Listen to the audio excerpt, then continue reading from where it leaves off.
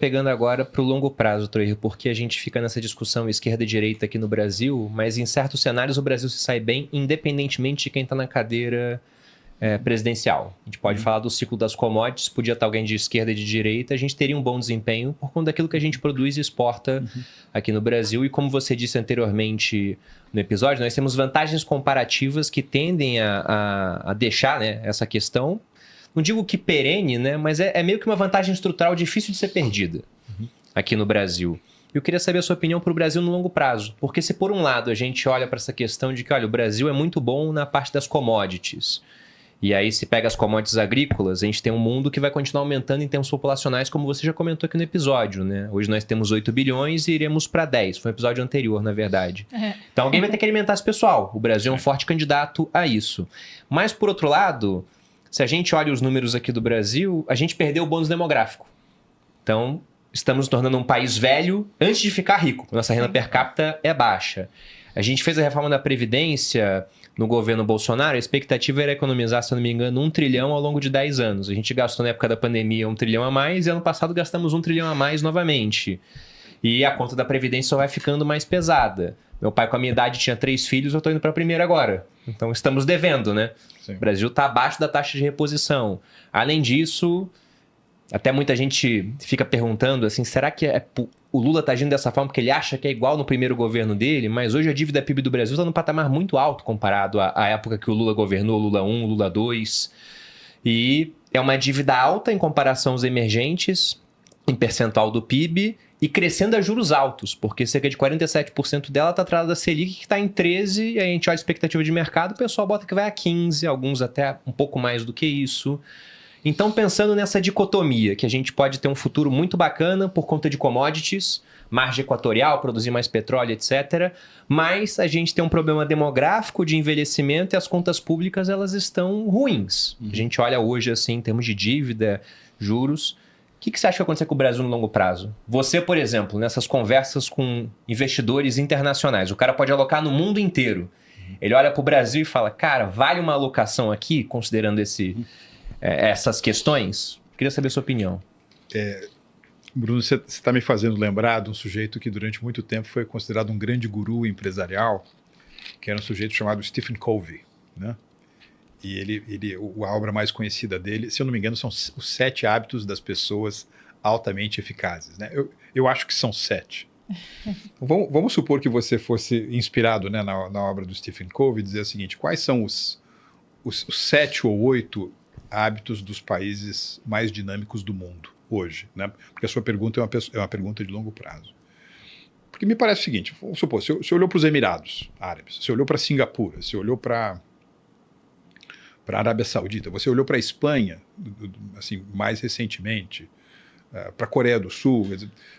Você pode pegar países que pertencem a diferentes berços civilizacionais, diferentes geografias, diferentes legados históricos, diferentes modelos de governo, mas é curioso que eles estão fazendo algumas coisas semelhantes, né? Então, por exemplo, atrair ricos, né? O Brasil está atraindo ricos? Não, estamos exportando. Tá, né? Então, vamos lá.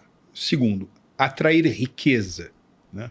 Aí você tem uma combinação, porque quer queira, quer não, você continua tendo o Brasil como destino importante de investimento estrangeiro direto, mas justamente por aquelas características que não estão vinculadas a ciclos eleitorais.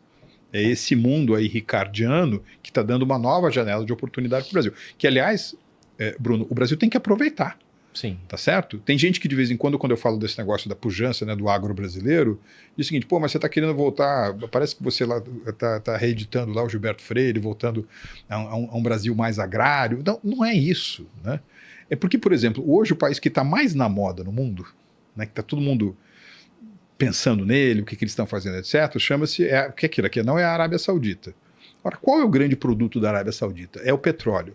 Então as pessoas estão olhando para a Arábia Saudita, menos em termos daquilo que ela simplesmente está produzindo, mas sobre o que a Arábia Saudita está construindo a partir dos excedentes gerados pela comercialização de um bem, que é um bem que pertence a uma outra idade econômica, que é também aquilo que nós temos que fazer, ou seja, utilizar os gigantescos excedentes. O Brasil tem o maior superávit comercial do mundo no agro.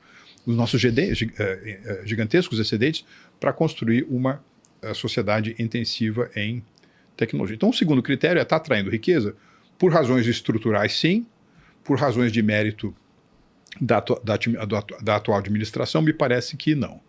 Aí você tem um terceiro critério, que é o seguinte: os países estão fazendo de tudo para fortalecer o seu mercado de capitais e, particularmente, a sua bolsa de valores. Nós estamos fazendo isso? Não. Vamos lá para um outro critério. Mesmo em empresas, mesmo em países, né, que têm uma tradição liberal mais importante, existem empresas estatais, existe máquina pública. Nós poderíamos dizer que nós estamos empenhados em aumentar a eficiência e a presença da meritocracia na gestão das nossas empresas estatais? Com certeza não. Então, O que aumenta lá é o vínculo político, né? É o toma lá da cá, você bota um cara lá para fazer um favor. Outra coisa, nós todos aqui sabemos, todo mundo que assiste os Sócios Sábios, né, que, digamos assim, a antessala das grandes gerações de valor é o investimento em pesquisa, desenvolvimento e inovação como percentual do PIB, sobretudo orientado à empresa privada. A gente está aumentando a fatia do nosso produto interno bruto que vai para PDI, ou seja, pesquisa, desenvolvimento e inovação. Não. Não. Aliás, em 2000, olha o que eu vou falar, Malu, em 2024, o Brasil direcionou mais recursos para as bets, as plataformas de apostas online, os jogos de azar online, do que nós direcionamos para investimentos em pesquisa, desenvolvimento e inovação. Tá? É bizarro isso. Então, quer dizer, você tem uma série de critérios que não são bons. E por que eu estou dizendo isso, o Bruno? Eu tô como fellow do INSEAD, que é uma escola também de negócios que tem atividade na Europa, tem nos Emirados, tem em Singapura, e eles têm também uma base lá no Vale do Silício, né? E tem lá um instituto chamado Instituto Hoffman, que cuida das relações entre business and society, né? Negócios e sociedade. E eu estou meio que utilizando essa plataforma para propor uma coisa que é a seguinte: no passado, a gente dividiu os países entre desenvolvidos e subdesenvolvidos. Depois você ganhou uma nova denominação, que foi os países maduros, né? Ou os países ditos emergentes, né? Exemplificados, por exemplo, no G7, que são as 7 economias maduras mais importantes: Estados Unidos, Alemanha, Japão, França, Reino Unido, Itália e Canadá, e os E7, os 7 maiores economias emergentes, né? China, Índia, Brasil, Indonésia, Rússia, México e Arábia Saudita. Né? O que eu estou achando agora? Baseado em alguns desses critérios que eu mencionei aqui, está atraindo rico, está atraindo riqueza, está fazendo investimento significativo em pesquisa, desenvolvimento e inovação, está melhorando a governança das estatais ou de empresas que têm participação do governo, está aumentando a atratividade do seu mercado de capitais e da sua bolsa de valores. Então, com base nisso tudo, eu acho que daqui para diante você vai ter a seguinte segmentação. Para ficar nesse negócio do 7, né? Tem G7 e G7.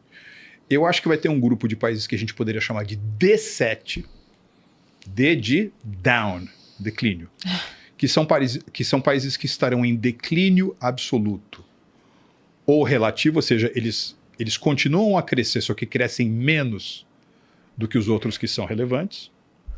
E você vai ter o grupo dos U7, up, ou seja, países que estão com o bico do avião orientado para cima. Então, assim, quem que eu acho que vai estar no D7, quem que eu acho que vai estar no U7? Né? Para a gente pensar no nosso querido Brasil. Né? Eu acho, Bruno, que a França vai estar no D7. Importante do jeito que a França é, ela estará numa trajetória mais inercial, e como os outros apontam para cima, então esse inercial significa declínio relativo. Fica para baixo. Eu acho que o Reino Unido vai estar no D7. Eu acho que o México vai estar no D7 por conta da sua superexposição àquilo que é as mudanças de curso nos Estados Unidos. Eu acho que a Rússia vai estar no D7, entre outras razões por conta do seu declínio populacional. Eu acho que o Japão vai estar no D7. O Malu, em 2008, das 10 maiores empresas do mundo em market cap, 4 eram americanas, 4 eram europeias e 2 eram japonesas. Hoje, das 10 maiores empresas do mundo em market cap, 9 são americanas. E uma da Arábia Saudita. E uma da Arábia Saudita. E se você pegar pelo PIB per capita, o Mississippi, que é o estado mais pobre dos 50 estados americanos, hoje tem um PIB per capita nominal maior do que o PIB per capita do Japão. Caramba. Isso é incrível, né? O estado mais pobre dos Estados Unidos tem um PIB per capita maior do que o do bizarro. Japão. Aliás, eu vi esses dias no Financial Times um gráfico, eu quero até ver de novo, talvez eu tenha sonhado ou me equivocado, que me parece que o PIB da Polônia per capita está se aproximando do PIB do Japão. Nossa. Interessante. Não. O Japão, outro dia eu vi uma estatística que me assombrou, fui até conferir, né? Usei o ChatGPT para conferir se era verdade, porque eu vi um vídeo que falava que o Japão está perdendo, na média, 1 milhão de pessoas a cada 2 anos. Eu pensei, nossa, Vai isso sumir. no saldo entre nascimentos e mortes, né? Eu fui no GPT, ele falou que nos últimos 2 anos era algo em torno de 900 mil. Olha, Então não era Quase. muito distante disso. É uma figura que está continuando ao longo do tempo. é. Então, enfim, esses eu acho que estão mais ou menos encomendados para o D7. Aham. A Alemanha está flertando com o D7, está louquinha, está com um pezinho ali no declínio também, mas eles têm uma capacidade industrial que a gente não pode negar. Eu acho que a Itália também.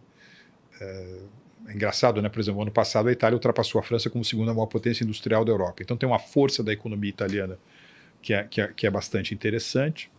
Então, enfim, eu colocaria no quadro do D7 França, Reino Unido, Rússia, seguramente Japão, e aqueles que tendem ao D7, por exemplo, Alemanha e Itália, né? Mas tudo pode acontecer. Sim.